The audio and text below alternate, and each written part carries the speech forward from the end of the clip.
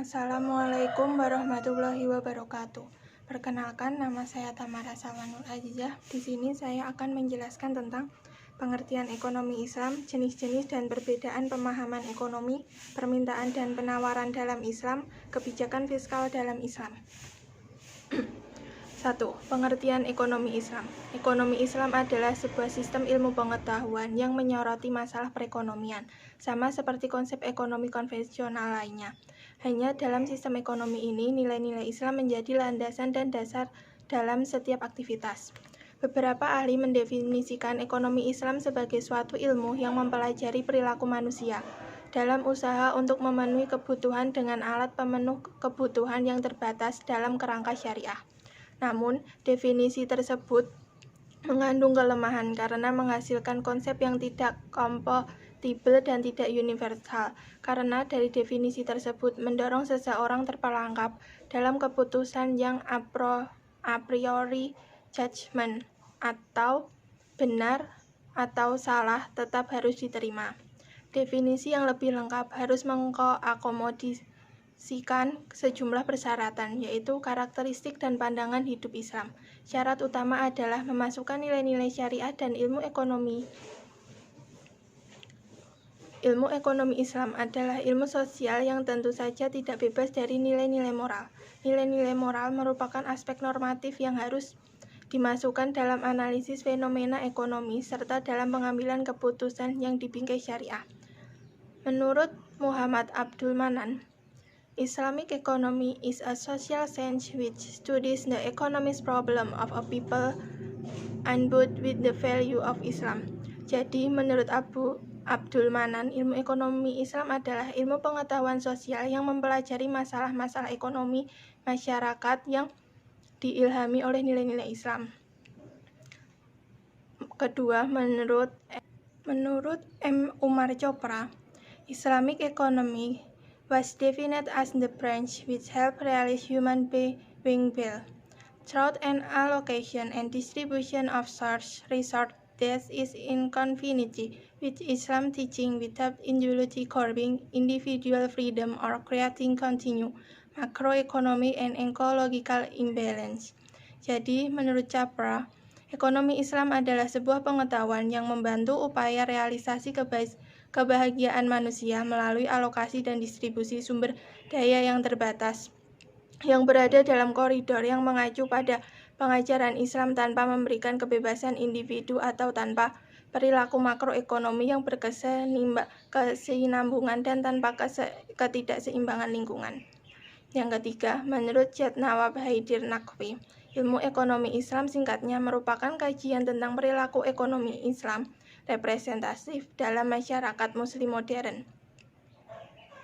Berdasarkan uraian di atas, dapat disimpulkan bahwa ekonomi Islam adalah suatu cabang ilmu pengetahuan yang berupaya untuk memandang, menganalisis, dan akhirnya menyelesaikan permasalahan-permasalahan ekonomi dengan cara-cara yang islami.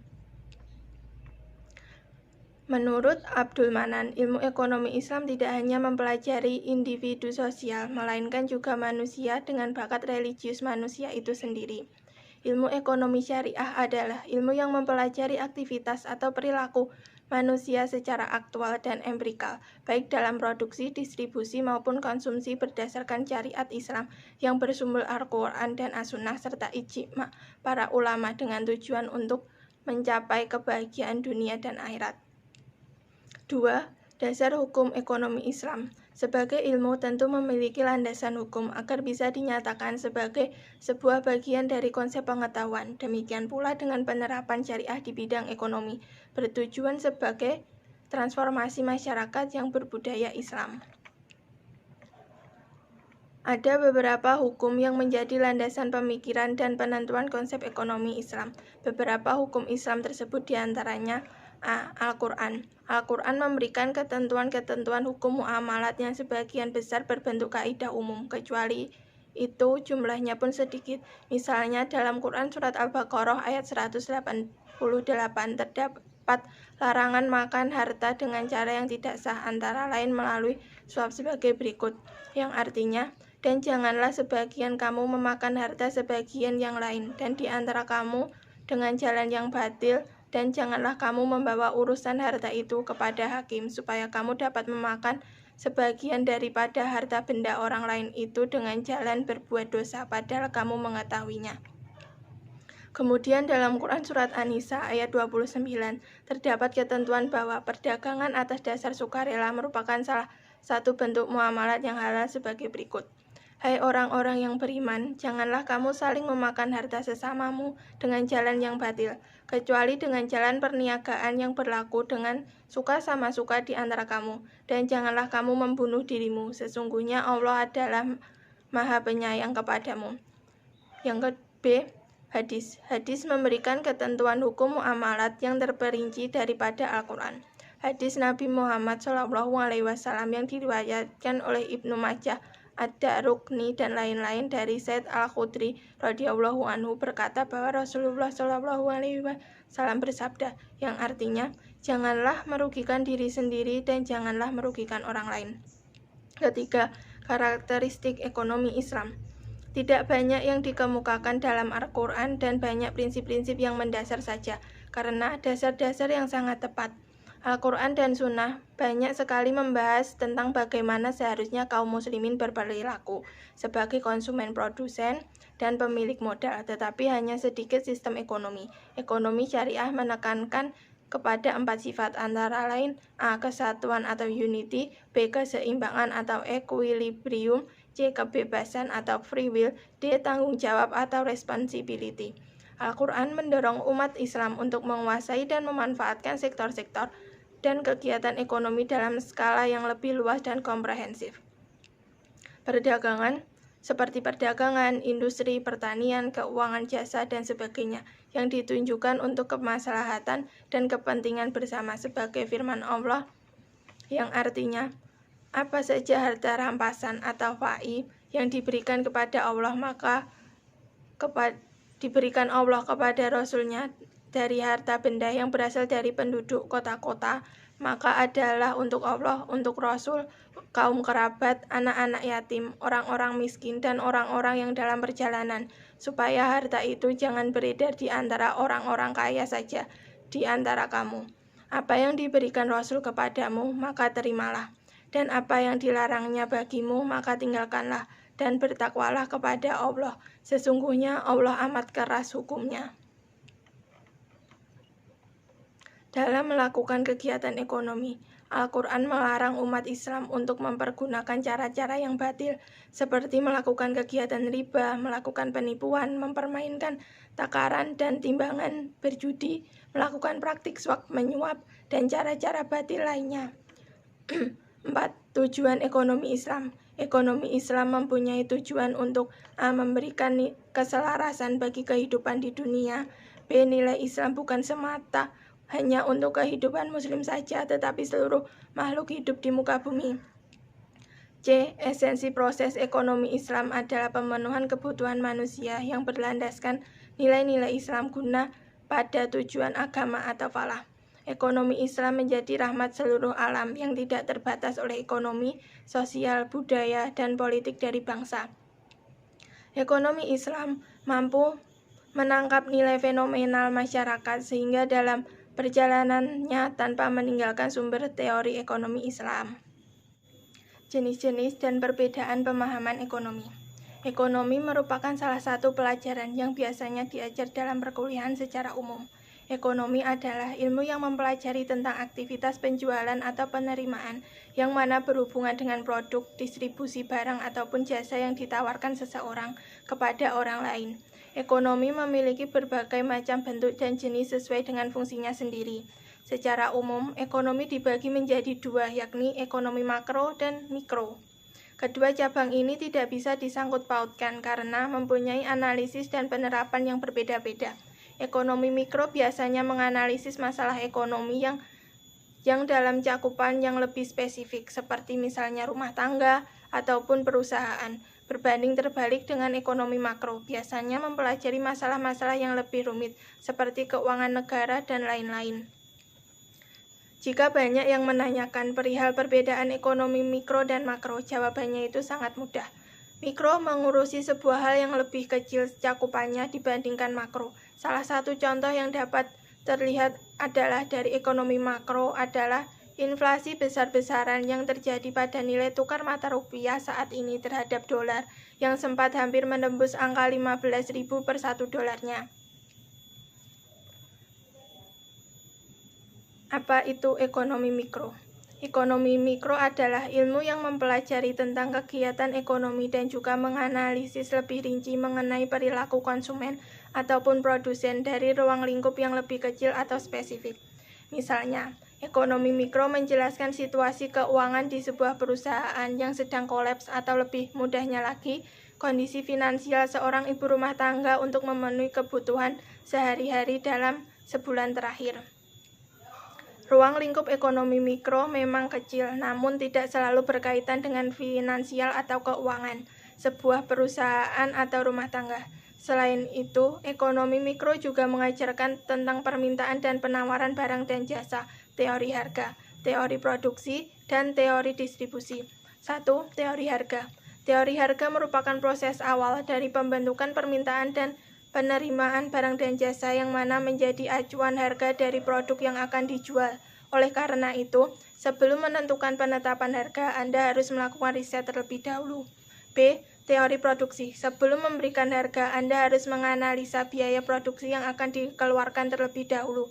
Selain itu, hitung juga kualitas dan kuantitas bahan atau elemen dasar yang dipergunakan untuk membuat produk Anda. Kenapa? Beberapa teori produksi diperlukan karena agar Anda bisa mendapatkan keuntungan yang maksimal. C. Teori distribusi. Secara umum, teori distribusi lebih menjelaskan tentang pengeluaran yang dilakukan oleh seorang pemilik usaha, yakni seperti pembagian hasil, pemberian upah kerja terhadap karyawan, hingga potongan lain untuk kebutuhan yang menunjang perkembangan usaha.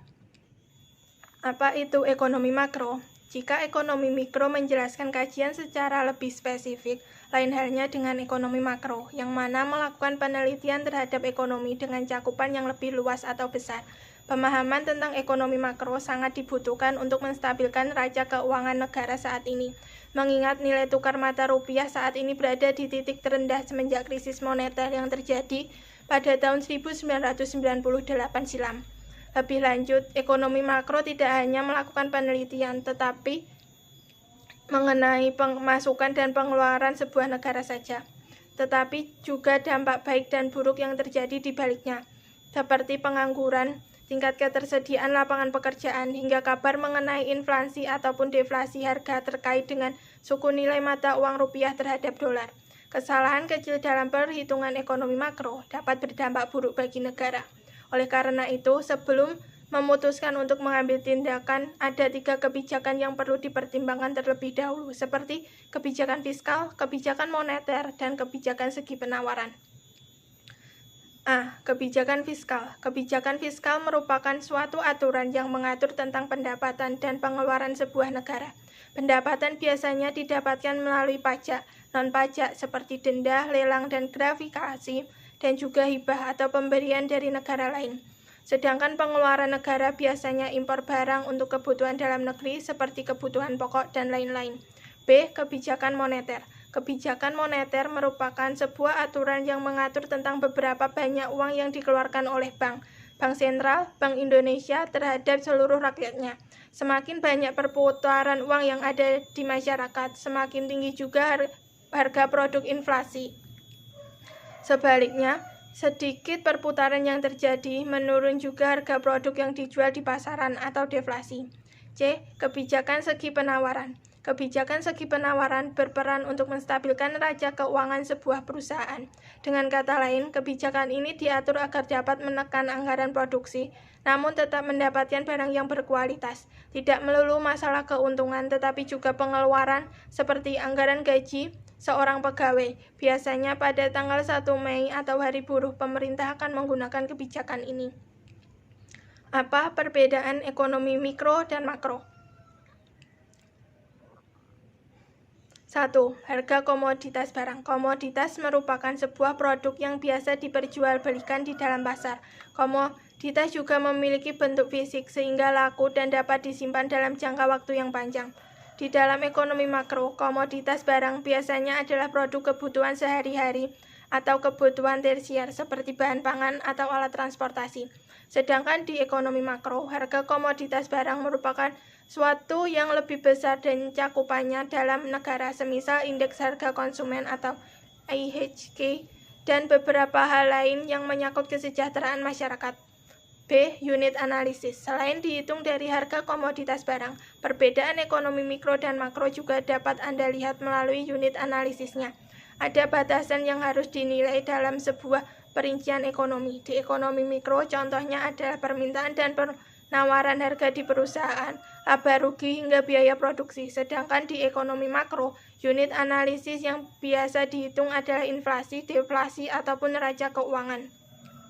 Kedua jenis ekonomi ini, makro dan mikro, harus dipelajari sebab ekonomi mikro akan memberikan wawasan luas terhadap perencanaan keuangan di masa depan, sedangkan ekonomi makro dapat mempunyai kesempatan untuk menganalisis.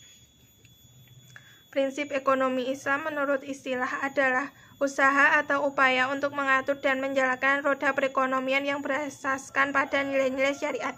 Yang dimaksud di atas adalah ekonomi Islam mengacu pada syariat agama Islam dan mengacu pada Al-Quran dan As-Sunnah, juga berpedoman kepada ijma' dan qiyas. Sedangkan konvensional dasarnya lebih mengacu kepada duniawi, bukan mengikuti syariat Islam, sehingga ekonomi konvensional itu tidak mementingkan masalah perbandingan ekonomi.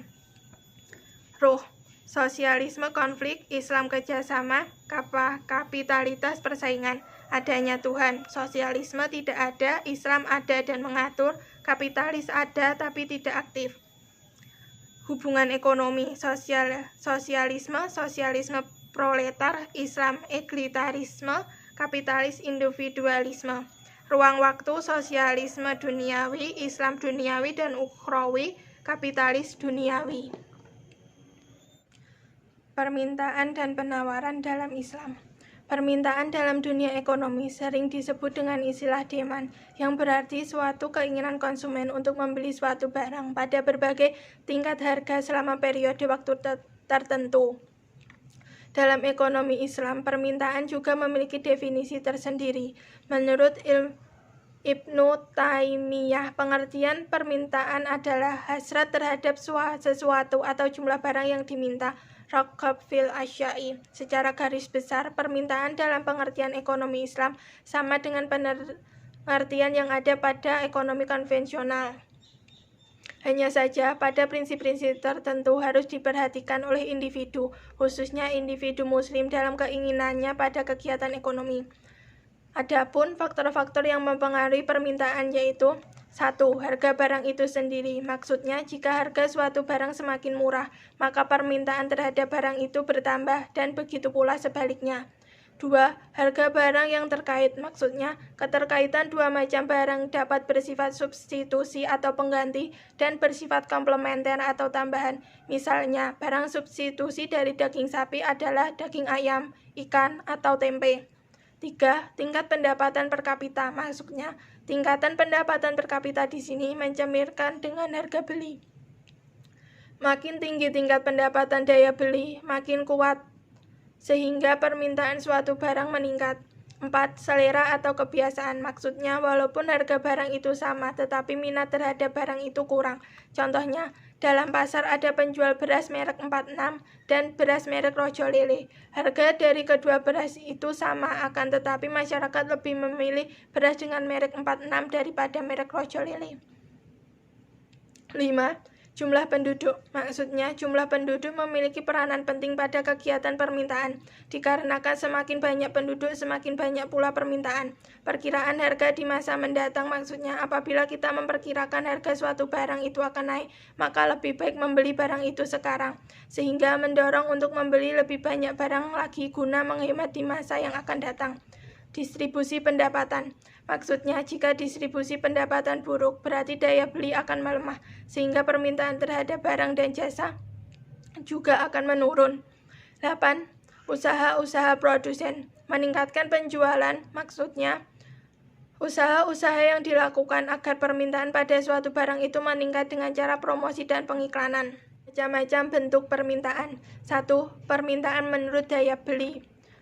Menurut daya beli, permintaan dibagi menjadi 3 macam, yaitu permintaan efektif adalah permintaan masyarakat terhadap suatu barang atau jasa yang disertai dengan daya beli atau kemampuan untuk membayar. Contohnya, orang membutuhkan pulsa untuk handphonenya dan orang itu mampu membeli pulsa yang dibutuhkan.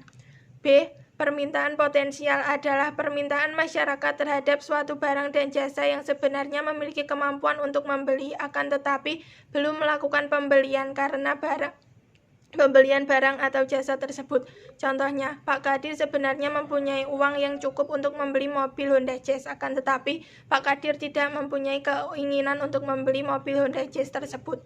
C. Permintaan absolut adalah permintaan konsumen terhadap suatu barang atau jasa yang tidak disertai dengan daya beli. Maksudnya, konsumen tidak mempunyai uang untuk membeli barang yang diinginkan.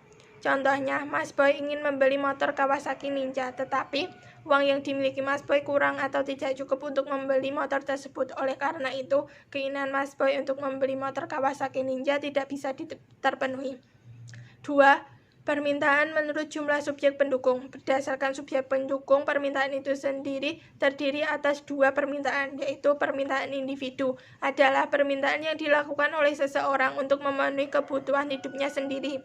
B. Permintaan kolektif atau permintaan pasar adalah kumpulan dari permintaan-permintaan perorangan atau permintaan secara keseluruhan para konsumen di pasar. Faktor yang mempengaruhi hal yang menentukan penawaran. 1. Biaya dan teknologi. Biaya dan teknologi adalah 2 konsep yang sangat erat kaitannya satu sama lain. Adapun yang dimaksud dengan biaya adalah sesuatu yang dikeluarkan untuk memproduksi barang dan jasa yang mencakup hubungan ketenaga kerjaan, biaya bahan baku, biaya sewa mesin, biaya administrasi, serta biaya bunga atas pinjaman modal. Sedangkan teknologi adalah penemuan dan peningkatan yang diterapkan untuk menurunkan biaya produksi. Contohnya, otomatisasi produksi, penggunaan robot jika diterapkan akan mengakibatkan biaya produksi akan menjadi lebih rendah, sehingga dengan penerapan tersebut akan meningkatkan suatu penawaran. 2. Jumlah penjual. Jumlah penjual sudah sangat jelas memiliki dampak bagi penawaran, dikarenakan makin banyak jumlah penjual yang mampu menjual pada tingkat harga tertentu, maka akan berimbas pada tingginya penawaran itu sendiri. Contohnya, dalam suatu pasar tradisional terdapat si A penjual ikan asin dengan harga Rp10.000, sedangkan si B penjual ikan asin B menjual dagangan dengan harga Rp8.000, maka dari sini pembeli dapat menentukan penawaran harga dengan membandingkan harga dengan penjual lain.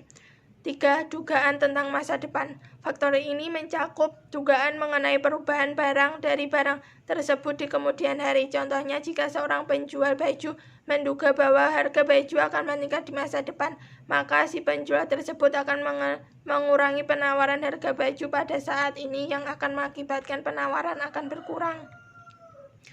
4. Kondisi alam.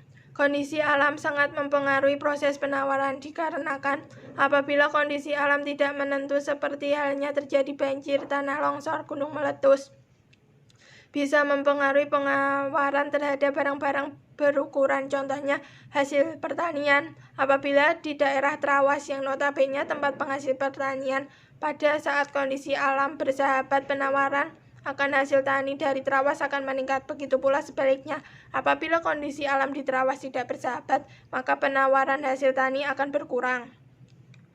Hukum permintaan. Hukum permintaan menurut Mustafa E. Nasution dalam bukunya berbunyi, kuantitas barang atau jasa orang yang bersedia untuk membelinya pada berbagai tingkat harga dalam suatu periode tertentu. Atau dapat disimpulkan dari bunyi hukum permintaan di atas, suatu barang apabila harganya makin rendah, maka permintaan terhadap barang tersebut akan meningkat.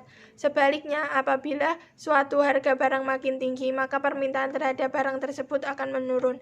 Jadi, konsep permintaan terhadap barang dan jasa harus memperhatikan konsumen yang preferensi dan daya beli sekaligus. Dalam merumuskan hukum tersebut,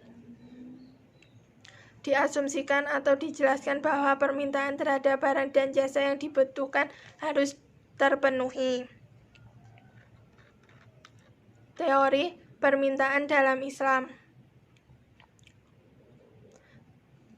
Menurut teori ekonomi konvensional, teori ekonomi adalah perbandingan lurus antara permintaan terhadap harga, yaitu apabila permintaan naik, maka harga relatif naik.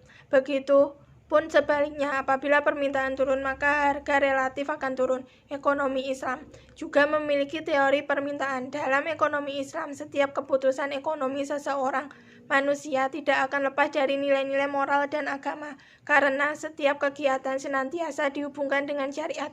Menurut Ibnu Taimiyah, permintaan terhadap suatu barang adalah hasrat terhadap sesuatu yang digambarkan dengan istilah raghbah fil syai'i, yang dapat diartikan jumlah barang yang diinginkan. Al-Quran menyebut ekonomi dengan istilah iktisad atau penghematan ekonomi, yang secara literal berarti pertengahan atau moderat.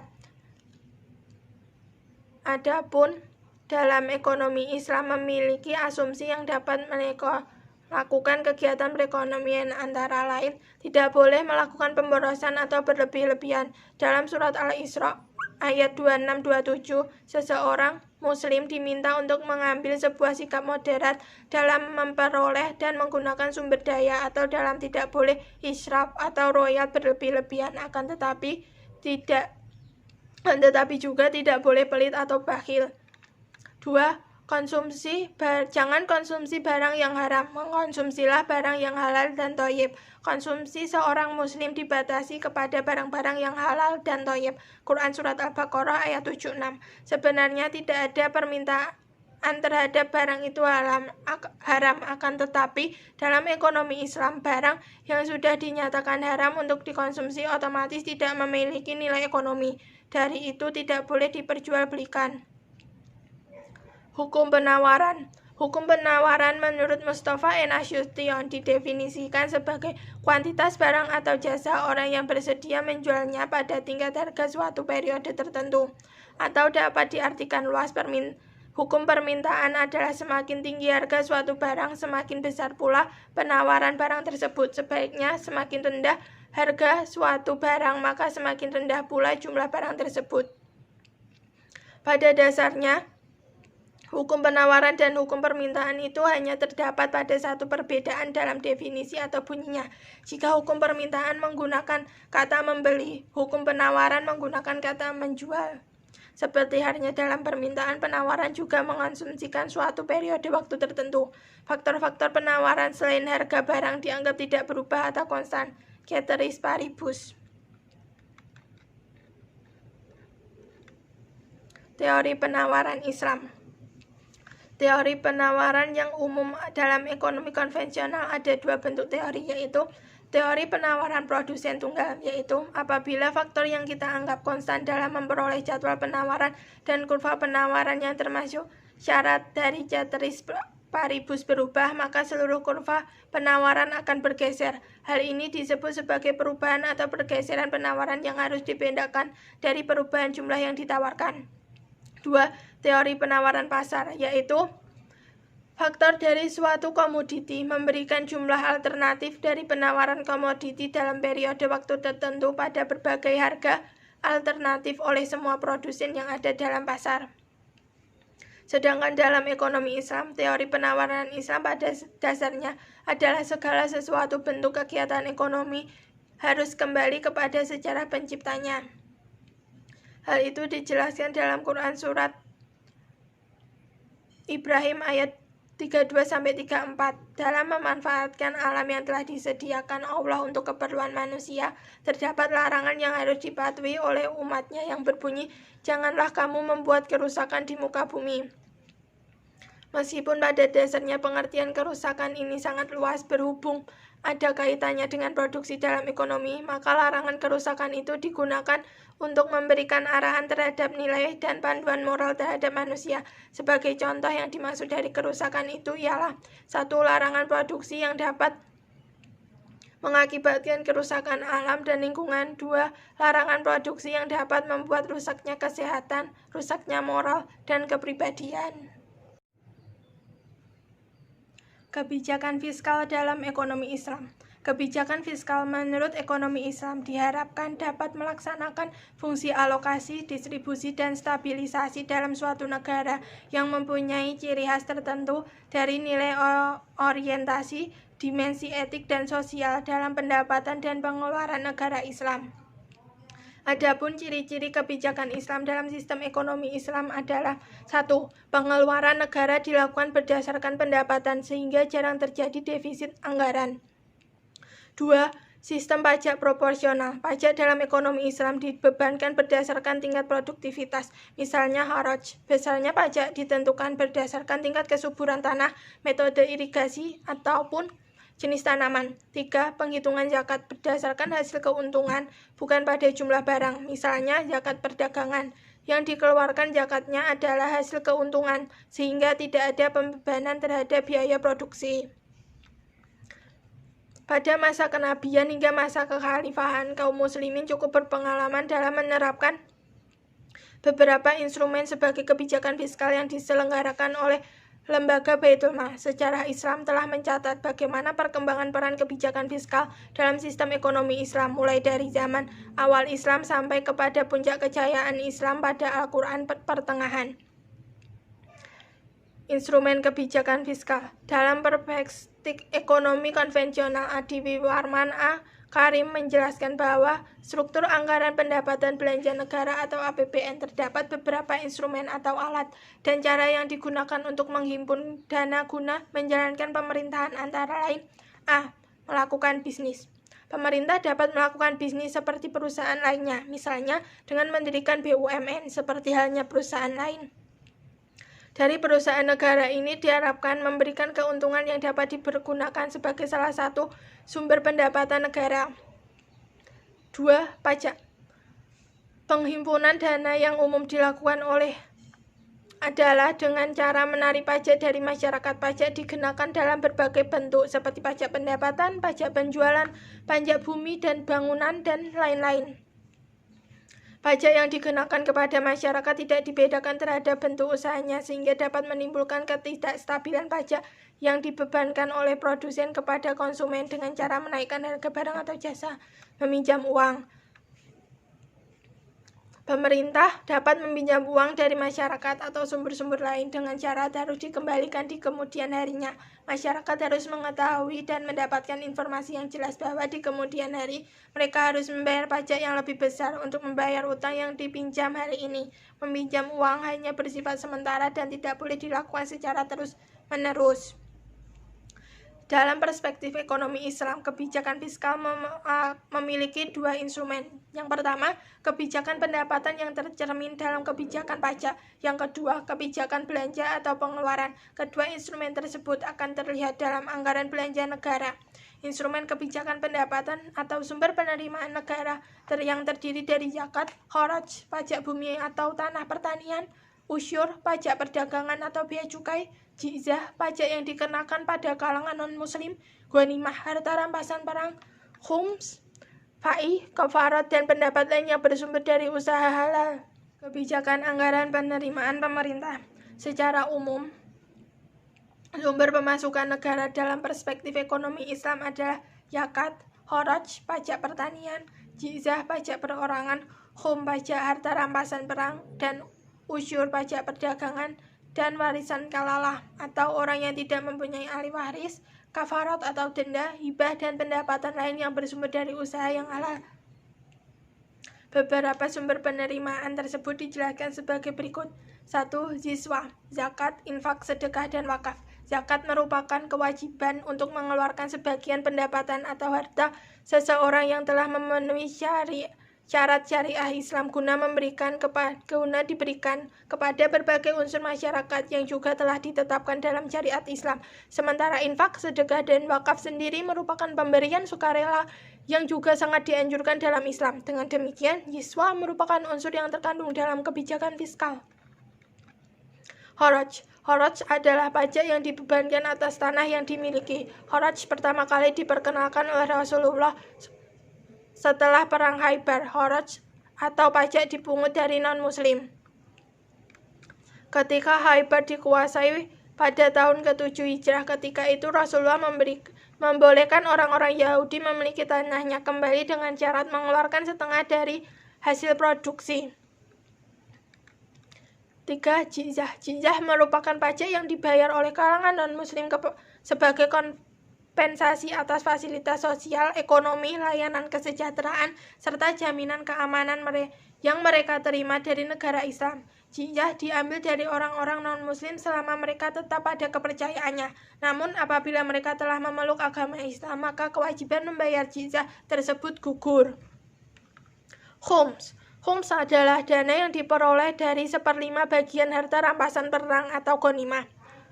Harta rampasan perang ini diatur dalam Quran Surat An-Anfal ayat 41. Dalam ayat ini ditentukan tata cara pembagian harta rampasan perang sebagai berikut: 1/5 untuk Allah dan Rasul-Nya, seperti untuk negara yang alokasinya bagi kesejahteraan umum, untuk para kerabat, anak-anak yatim, orang miskin, dan para musafir. 1/5 ini dikenalkan dengan istilah khums, sedangkan yang 4/5 bagian lainnya dibagikan kepada para anggota pasukan yang terlibat dalam peperangan. 5. Usyur. Usyur adalah pajak yang dikenakan atas barang-barang dagangan yang masuk ke negara Islam atau datang dari negara Islam sendiri. Pajak ini berbentuk bea impor yang dikenakan pada semua pedagang, dibayar sekali dalam setahun dan hanya berlaku bagi barang yang nilainya lebih dari 200 dirham. 6. Pinjaman. Pinjaman atau utang baik luar negeri maupun dalam negeri dalam Islam sifatnya hanya sebagai penerimaan sekunder. Alasannya, ekonomi Islam tidak mengenal bunga. Demikian pula untuk pinjaman dalam Islam haruslah bebas bunga, sehingga pengeluaran pemerintah akan dibiayai dari pengumpulan pajak atau bagi hasil. Penerimaan lainnya ada yang disebut kafarat, yaitu denda. Misalnya denda yang dikenakan kepada suami istri yang berhubungan di siang hari pada bulan puasa. Mereka harus membayar denda dan denda tersebut akan dimasukkan ke dalam pendapatan negara. Contoh lainnya adalah warisan kalalah, yaitu orang yang meninggal dan tidak mempunyai ahli waris, maka harta dimasukkan sebagai pendapatan negara. Kebijakan belanja pemerintah.